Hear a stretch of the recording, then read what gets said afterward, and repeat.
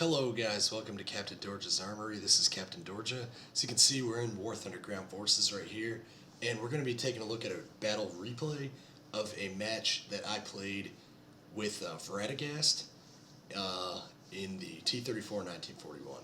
Now, Vradagast is he's a clanmate from QSF-NA on the World of Tanks, and we've been doing a World of Tanks skirmish, having a lot of fun. And we had the night off from the skirmish, so we decided instead of playing a little bit of World of Tanks, we would play a little bit of War Thunder Tanks. Working on the T-34 85, that was what I was trying to unlock, and Vradagast wanted to play the 1941, and the T-34 1941 is a great tank, so I was totally down with it. We had a couple of real good battles, a lot of fun, I just kind of want to show a replay from that. Now, the replay system that they've implemented, it's real nice for War Thunder Air Forces, like the air combat. The replay system is a huge improvement for the air combat. You get all these different camera views and stuff. You get like a nice map and target markers and stuff. It's pretty good. Not so impressed with it in ground forces. We're just gonna speed up the beginning of this because it's pretty boring. I'm just gonna say it right now. Not a real fan of the replay system for ground forces. I think it could use some work. Mainly, I really wish there was the ability to follow the camera exactly the way I was panning it and zooming and stuff in the actual battle. This is a simulator battle where, you can just have the view as if your head's sticking out of the turret, but in this replay, you don't see anything through the gun sight. I can't view the gun sight, so you can't see targets very well, you can't see the fall of shot, you can't see anything. It really sucks. In some ways the functionality is a nice improvement, but losing the ability to see anything that's going on in a replay, kind of detrimental. So, not entirely enthused about that. But anyway, I digress. So I'm going to slow things down a little bit as combat's about to start happening. So, like I said, T-34 1941s. This was actually the first time I ever played on the map Mozdok, and the same thing for Vradagast. So this whole beginning of the battle, we've basically just been trying to figure out what the heck is going on. Now, if we look in the kill feed down here, we can see that our KV-1 was destroyed by the enemy Panzer IV-G, and our KV-85 just got set on fire by the enemy KV-1B. So, because of that, me and Vradagast know that we have a pretty good opportunity to attack right here. As we were approaching on the hill, kept detecting this enemy flak panzer, which at the time I didn't know what kind of flak panzer it was, but we know now that it's a flak panzer Ostwind. And so, knowing that the enemy Panzer IV-G and that the enemy KV-1 are killing people down here means that this flank can only be held by a Jagdpanzer 38 and an Ostwind. And with two T-34 1941s and a T-34 57 model 1943, we're in a pretty good situation to attack. So that's what we're doing here, we're attacking. Now at this point we haven't gotten eyes on any of these guys. My commander in the game has somehow been able to detect the Ostwind 3 or 4 times, and at this point we've even detected the Hetzer. I thought it was, at the time in the match, I thought it was probably a Stuck 3F, maybe a Stuck 3G, but, with the replay system, and with the fact that I've already played this battle and killed the Hetzer and stuff, we know it's a Hetzer, but at the time, thought it was probably a Stug. So here we are, we're attacking, just trying to be aggressive and trying to find where this freaking Ostwind is. There you can see him right there off to my left. Got him in my gun sight now, and I fire an AP shell right into his turret, set him on fire, don't take him out. His shot's passing harmlessly over my roof. So I load HE to try and kill his whole crew, shoot it straight into his turret, do just a ton of crits to him, but doesn't take him out. He's still on fire though. So we load another HE and confirm the kill. Now, Vradagast is off to my left, right there. Mod 1943 right there. I throw an AP in. I can see fire coming in from the Hetzer. Trying to get eyes on the Hetzer. Can't see him yet. No eyes on him. No eyes. We're still scanning. I can see the the Model 1943 shooting at him. Still looking for this Hetzer. Can see the shot fall from that other T-34. Alright, so we found the enemy Hetzer opening fire. Let's take a real quick pause right here and snap to this guy's location. So we get the enemy Hetzer right here. You can see some of these shots are coming pretty dang close. And I really wish I had my gun cam view, but I don't. So we're adjusting our fire, looking for a little bit of a better shot. It looks like that 1940 or that Mod 1943 just scored a hit. And with that shot, we pin the Hetzer and knock him out. So enemy Jagdpanzer 38 destroyed. Enemy Flak Panzer Ostwind destroyed. Somehow our KV-1 or our KV-85, who's been on fire for like 5 minutes, isn't dead yet. So that's nice. So right here, we know that the enemy's going to be respawning soon, and I don't condone spawn camping. I just want to say that right now, but I know that the enemy wouldn't hesitate to jump me respawning, so I've got an opportunity to jump half of their team as it deploys out of their spawn, so I'm going to take that opportunity. I feel like this hill gives me a pretty decent overwatch of where their spawn is, so you know that's kind of what I'm trying to do. I'm trying to kind of overwatch their spawn point, looking for the Ostwind and the Hetzer. But little do I know at the time that this ridge in front of me actually blocks my access to the enemy spawn. So I'm not far enough forward to be doing what I'm trying to do. So moving up, Vradagast right behind me somewhere. He's back there, he's coming. So we're looking for the enemy Hetzer, looking for the enemy Ostwind. Now, pause real quick. At this point in time, I have not seen that enemy Hetzer. If you look, you can see him. He's right there. He's looking right at me. I have not detected him. Let's check this out. Free camera, we're right above the Hetzer. You can see me right in the center of the screen. There I am. I'm looking almost exactly at this guy, but I can't see him. Haven't noticed him yet. So the Hetzer opens fire, hits me. I have no idea where that shot came from. I think it came from my left, so I turn left. I accidentally turned way more than I meant to though, and he sets me on fire. And with his third shot, boom, he knocks me out. So that sucked. I'm dead now. Well, oh well, he got me fair and square. Another thing that's kind of too bad about the replay system is that it doesn't show that really awesome kill cam that Gaijin put in, which I absolutely love it. So that's kind of unfortunate as well. But anyway, I just respawned. I'm confident that Vradagast and the T-34 57 will carry on the fight against those guys.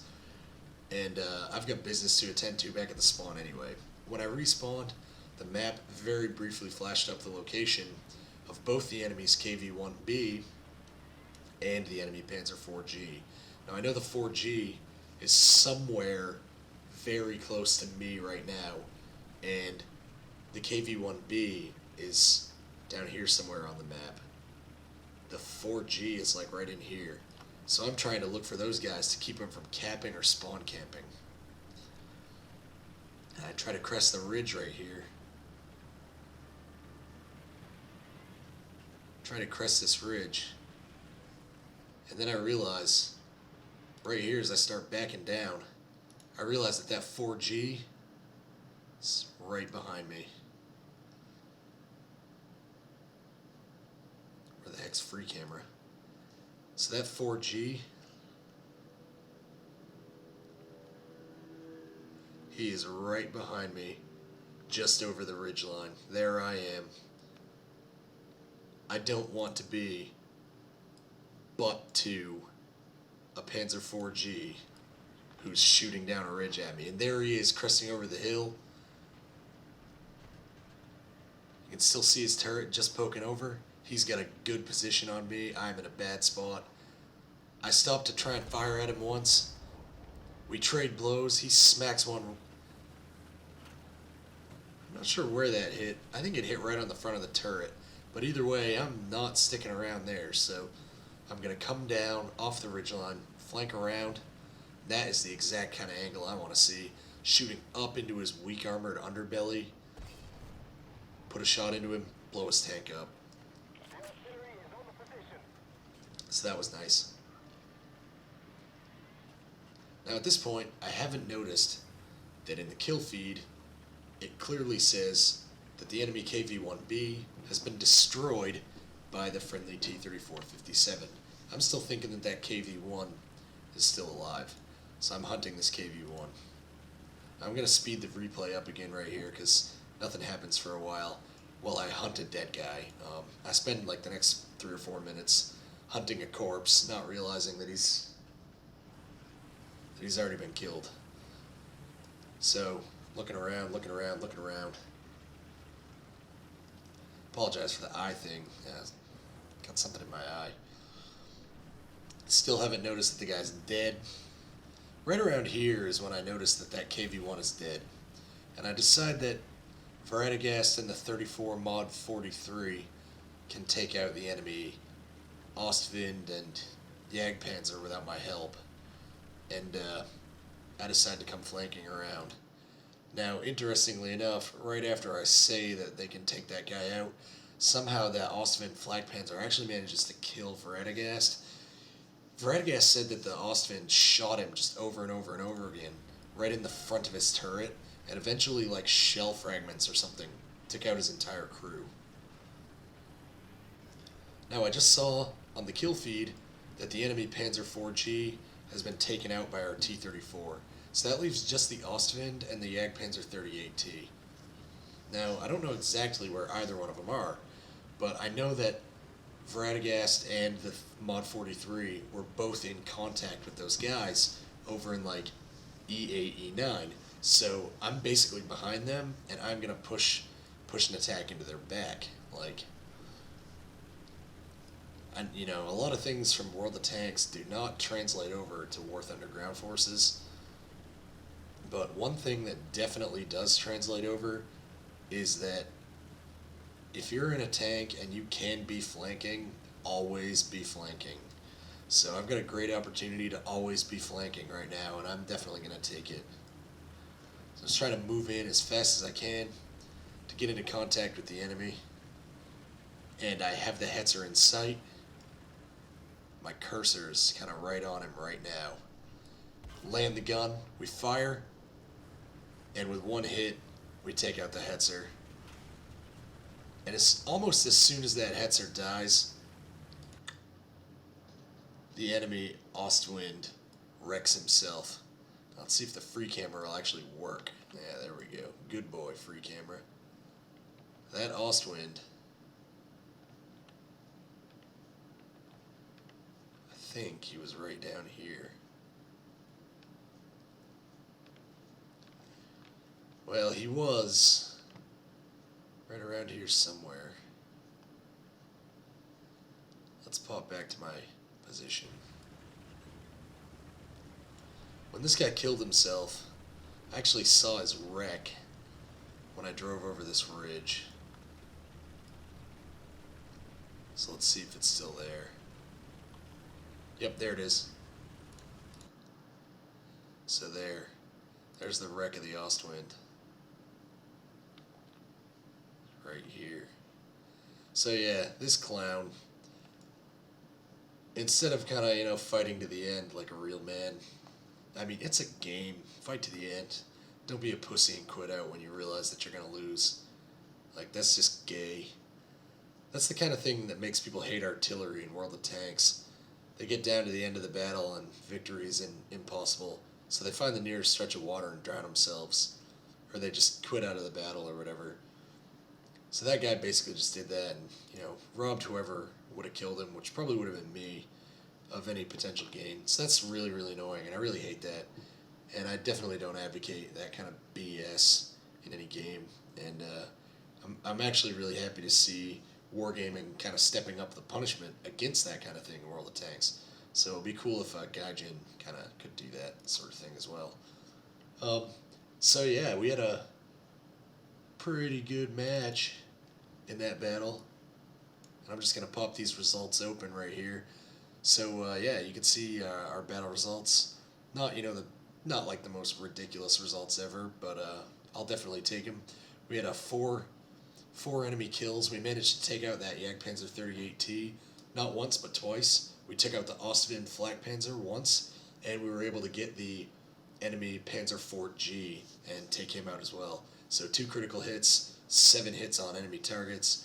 Managed to make 10,500 lions and 2,633 experience towards the T-34 85, which I've been playing that a little bit.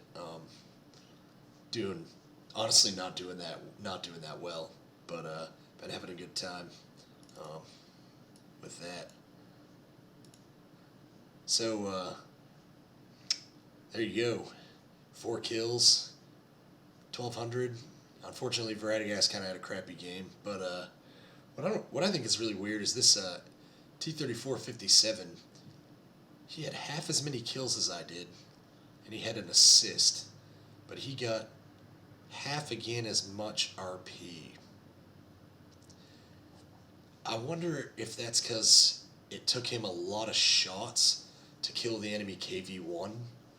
If he had to if he had to shoot that KV-1 like 10 times and was able to do like 6 or 7 critical hits to it, it might have really boosted his experience. Because I got my 4 kills with just 7 hits and 2 criticals. So I wonder if that's what caused that. And I'm honestly not certain. But guys, I hope you enjoyed that battle replay in the Soviet T-34 model 1941. I really enjoy this tank.